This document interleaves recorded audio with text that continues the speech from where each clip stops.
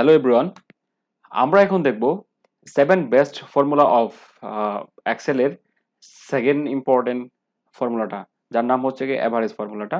Average ফর্মুলাটার কাজ হচ্ছে আমাদের আমরা অবশ্যই জানি যে গড় বের করা। গড় যে ধরেন আমরা যতগুলো নাম্বার দিব সেই নাম্বারগুলোর মধ্যে অ্যাভারেজ নাম্বারটা, গড় নাম্বারটা কত সেটা আমাকে বলে দিবে। আচ্ছা, সেটা কিভাবে করে আমরা হিসাবে যদি আমরা করতে চাই তাহলে কিভাবে করতে বলতে পারি যে 1 থেকে 10 পর্যন্ত যতগুলো ঘর আছে সেই ঘরগুলোকে প্রথমে সে যোগ করবে, যোগ করার পর এই 10টা ঘরকে 10 দিয়ে ভাগ করবে।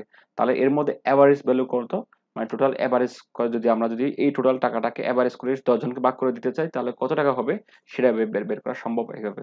তাহলে চলুন আমরা তাহলে সেটা শুরু করি সেভাবে।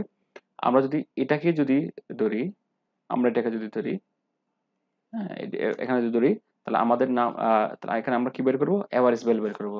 এভারেজ ভ্যালু বের করার জন্য আমরা এই ফাংশনে, আমাদের অটো সাম ফাংশনের পাশে যে ড্রপ ডাউন মেনুটার সাইনটা আছে সেই সাইনে ক্লিক করলে এভারেজ মেনুটা আসবে। আমি সেভাবে কি করতে পারি, এভারেজ ক্লিক করলে কত থেকে কত, 1 থেকে ধরে 10 ঘর পর্যন্ত টোটাল এভারেজ ভ্যালুটা কত দেখেন এখানে কিভাবে আসছে।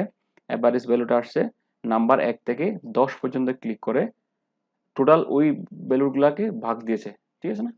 তাহলে আমরা হিসাব করি, ক্লিক করি, ক্লিক করলে দেখেন আমার এভারেজ ভ্যালু হচ্ছে 19,500। কি করলো যে আমার D4 থেকে D13 পর্যন্ত গড়গুলোকে প্রথমে যোগ করলো, যোগ করার পরে দেন এটাকে 10 দিয়ে ভাগ করলো।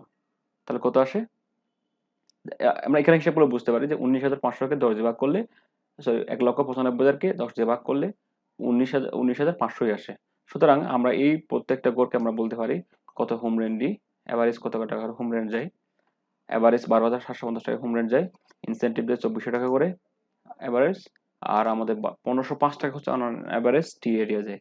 সুতরাং আমি শিওর যে আপনারা তো এটা বুঝতে পেরেছেন এবং পরবর্তীতে আপনারা যে কোনো কাজের জন্য এই এভারেজ ফর্মুলাটাকে ইউজ করতে পারবেন।